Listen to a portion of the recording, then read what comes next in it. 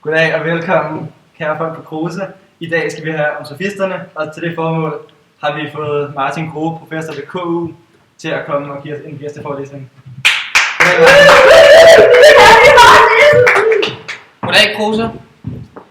I dag der vil jeg snakke lidt om sofisterne, men allerførst, hvem var sofisterne egentlig?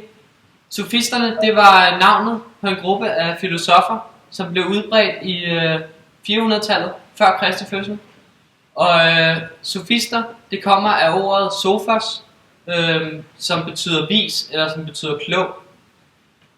Så de havde altså rimelig høje tanker omkring sig selv, kan man sige, og det var sådan set også rimelig begrundet. De kom fra store dele af det græsktalende Middelhavsområde, men fordi Athen var den førende bystat inden for området, var sofisterne hyppigt i Athen, og hertil kommer det, at athenerne anvendte en hel del retorik i forlængelse af deres demokrati, f.eks. i Sparta. Deres hovedområder var primært samfundsmæssige og kulturelle spørgsmål, retorik, politik og etik. De blev meget hurtigt populære i Athen, da de rige borgere, som ville gøre karriere inden for politik, havde brug for retorisk kunnen, for at de kunne vinde stemmer. Sofisterne lavede derfor en ny skole, der handlede mere om samfundet og politik, end for sport og musik og fysisk kunnen, som det havde været tidligere. En af de største sofister, han hed Protagoras, og han var også en af de mest berømte, som boede i datidens Athen. Han er primært kendt for sætningen, mennesket er målestokken for alle ting, både for de værende tings væren og for de ikke værende tings ikke væren. Og budskabet med det er, at grunden bagved menneskets handlinger ligger i samfundets normer, i modsætning til naturen og skæbne. Han var dermed skaberen af den sofisternes relativitisme, da han mente, at alle de ting, mennesket gør, er relative i forhold til det enkelte menneske, men at alle mennesker gør tingene forskelligt, ser tingene forskelligt, fordi at alting er relativt. Dette strider naturligvis helt imod Sokrates tanker omkring absolut og fælles sandhed.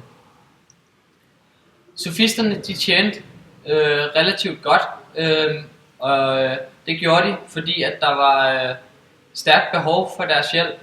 Sofisterne de tjente hovedsageligt penge på de velhavende borgere, som sagt, fordi de skulle have indflydelse i forhold til politik.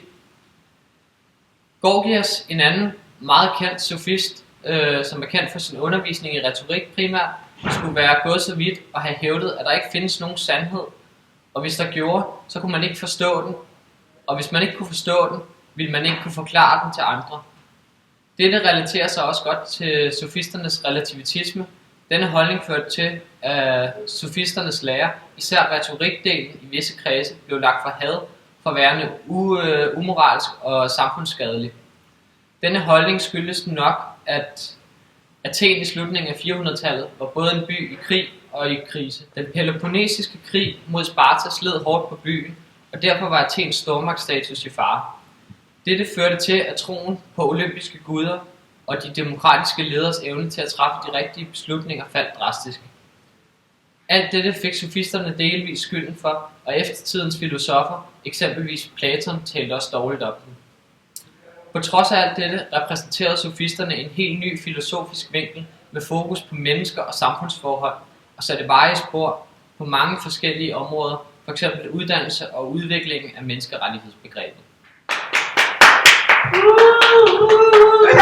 Jeg siger lige tak til Martin Grohe for denne dejlige forelæsning, og tusind tak Martin. Ja. Det var så lidt.